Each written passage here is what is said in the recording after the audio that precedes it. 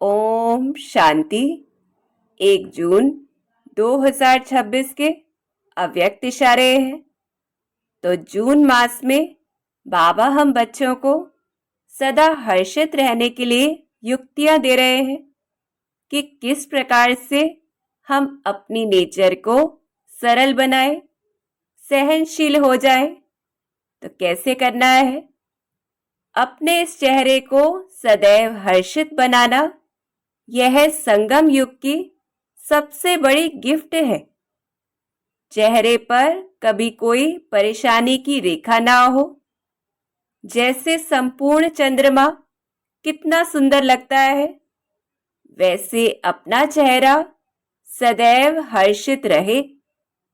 चेहरा ऐसा चमकता हुआ हो जो और भी आपके चेहरे में अपना रूप देख सके। तो इसके लिए क्या करना है? इसके लिए अपनी नेचर को सरल बनाओ, सहनशील बनो। तो अब अगर हम इस पर चिंतन करते हैं तो सदा हर्षित रहने के लिए पहले तो हमें यह समझना है कि हर्षित चेहरे का महत्व क्या है। पहली बात आती है कि जैसे कि इस समय कलयुग में सभी दुखी है, अशांत, परेशान है और एक पल की खुशी प्राप्त करने के लिए अनेक प्रयास करते हैं, मेहनत करते हैं।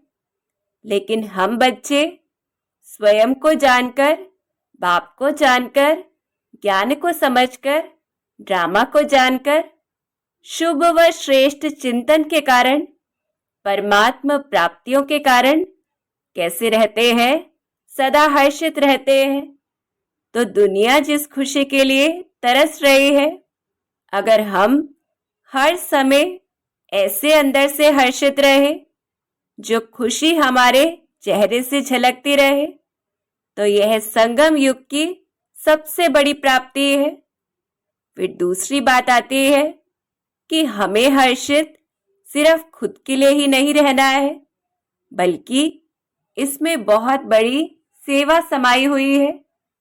क्योंकि जैसे संपूर्ण चंद्रमा को देखकर सभी शीतलता और शांति का अनुभव करते हैं, वह सभी को आकर्षित करता है।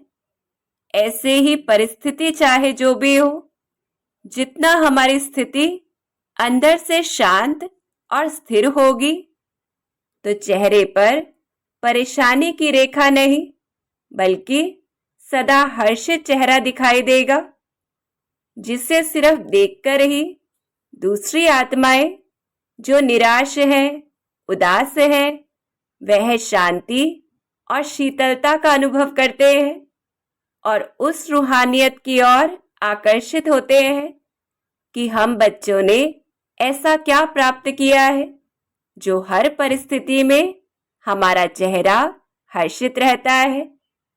फिर तीसरी बात आती है कि हर परिस्थिति में हर्षित रहना अर्थात किसी का व्यवहार कैसा भी हो, लेकिन हम सभी को स्वीकार कर रहे हैं कि हर एक आत्मा का अपना संस्कार है, अपना पाठ है। तो इस भाव से अंदर में सभी के लिए शुभ भावनाएं, शुभकामनाएं स्वतः रहती है, जिससे हम भी सदा हल्के और हर्षित रहते हैं, जिसका असर दूसरी आत्माओं के ऊपर भी ऐसा होता है कि हमारे हर्षित चमकते हुए चेहरे से उनका स्वमान भी जागृत हो जाता है कि वह विशेष आत्माएं हैं और वह अपने सत्य स्वरूप की ओर खींचते हैं। तो इस प्रकार से ऐसी हर्षित स्थिति तब ही हो सकती है अगर हम अपने नेचर को सरल बनाएं, अर्थात जिसे इजी नेचर कहा जाता है, कि छोटी छोटी बातों में मन को उलझाए नहीं, बातों को बड़ा नहीं करे। कोई हमारी बात को नहीं मानता है तो सहज रहे। ड्रामा के कल्याणकारी होने के राज को समझकर, हर एक के पाठ को समझकर, परिस्थितियों को, लोगों को स्वीकार करें। क्योंकि जितनी ज्यादा हमारी अपेक्षाएं होंगी, उतना ही मन जल्दी भारी हो जाएगा, लोगों से भी, परिस्थितियों से भी, और फिर खुशी सदा नहीं रह सकती है। ऐसे ही सहनशील बनना क्या है कि किसी भी बात से प्रभावित होकर हमें अपना मन का संतुलन नहीं खोना है, अपनी स्थिति को स्थिर रखना है कि ये नहीं हो किसी ने आलोचना की तो मन उसके लिए कड़वाहट भर ले, या अपनी इच्छा अनुसार कोई कार्य नहीं हो तो नाराज हो जाए, परेशान हो जाए।